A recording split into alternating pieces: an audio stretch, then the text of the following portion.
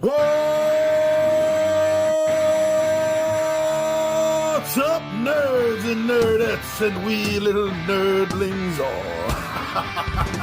It's your buddy Big Johnny G for Two Gun Pixie presents Legendary Gaming. Here we are with another Tabletop Takeout Tuesday. Thank you so much for joining me, everyone. And you know, this is a series where I like to give you bullet point reasons as to why I like, love, or enjoy a particular title, hitting that damn table. Now, I do a video every day of the week, so come on by and you'll find something that you like. I'm sure you will. Been doing this for years. I have like 2,000 videos up or something. You'll find something you'll like. Just take a look. But as for today, we're going to deal with a very real problem of crime. And we're going to be taking a look at the reasons why I love Marvel Villainous. Come on, I'll see you down the table.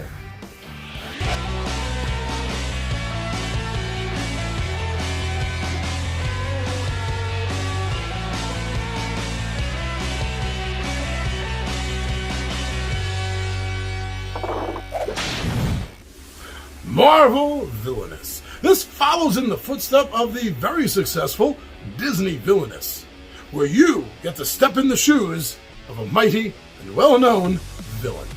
Now, in this case, obviously, we're looking at the Marvel villains.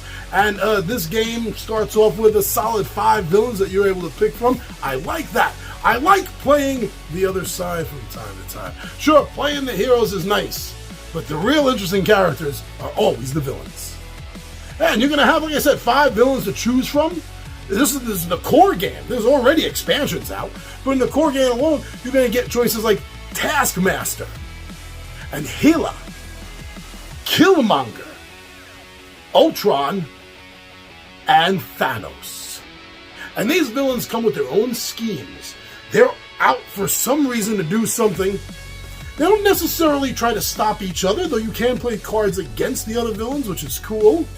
It mainly comes down to what their scheme is and if heroes are going to be able to stop them. But there is just enough interaction between sort of take that card system that you do get to play on the other, well, not, I was going to say heroes, on the other villains, the other characters, the players in the game. And that's fun.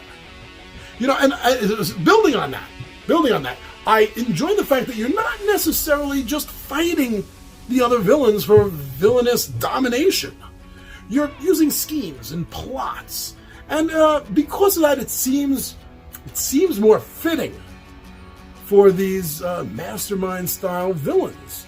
Not to be jumping into fisticuffs between Hela and Killmonger.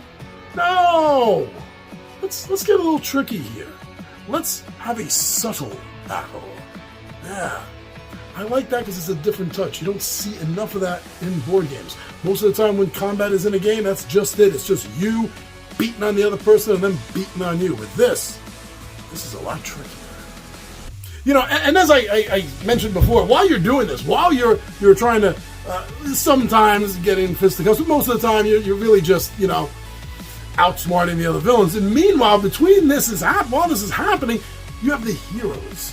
Cards are being played against each of the villains, which will be bringing in heroes that will be trying to stop and thwart their nefarious plans. So, in a sense, each player's battling is fighting 2 wars. One with the other villains, the other players around the table, and also against the heroes that are going to be trying to stop your villain. This is a 3-way massacre. I love it. Now, yes, as I mentioned at the top of the video, this is built upon the highly successful Disney Villainous. But it is not a sequel to it. It is not... You can't mix the two. No matter how much fun you think you may have mixing Ursula versus Thanos, the games are not... There's enough differences in the rules that it's not going to work.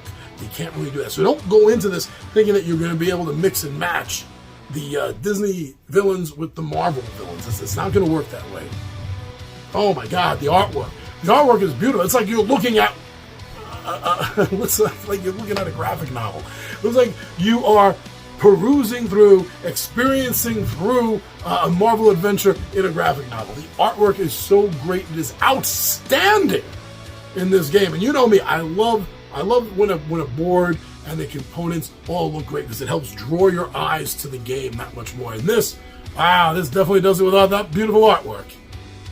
I think that this has a good balanced mix. Yeah, there is going to be luck, a lot of times with the luck of the draw, and you're not going to be able to really control that.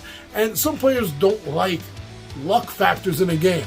But between the balance of the luck and the strategy in the game, I think it works out well. I don't think you're going to feel too railroaded into the good luck, bad luck situations. I think there's enough balance between. At least I find it that way. Yeah. So as I mentioned, there are expansions already. There's a solo villain expansion for Venom.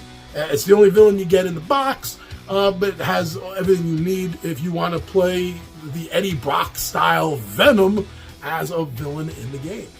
But they also have another two box expansions that contain several villains in them each. One of them has Loki. Of course, you know they were going to have to come out with Loki. That box also has MODOK and Madame Mask in it. And the other bigger box expansion, that one is going to have Titania. It's going to have Doc Ock, that's right, and Kang is going to be in that one. So it is a growing system. You are not going to get tired because there's not enough choices. As long as you feel comfortable playing different villains, different times you play, the number of villains and the replayability in this game is going to be very high. You're not going to have to worry about everything feeling repeated over and over and over again. Not at all.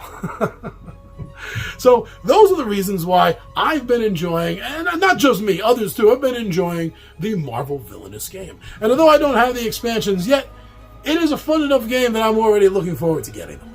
Yeah, my own money, out of my own pocket. That's how much I've enjoyed the game.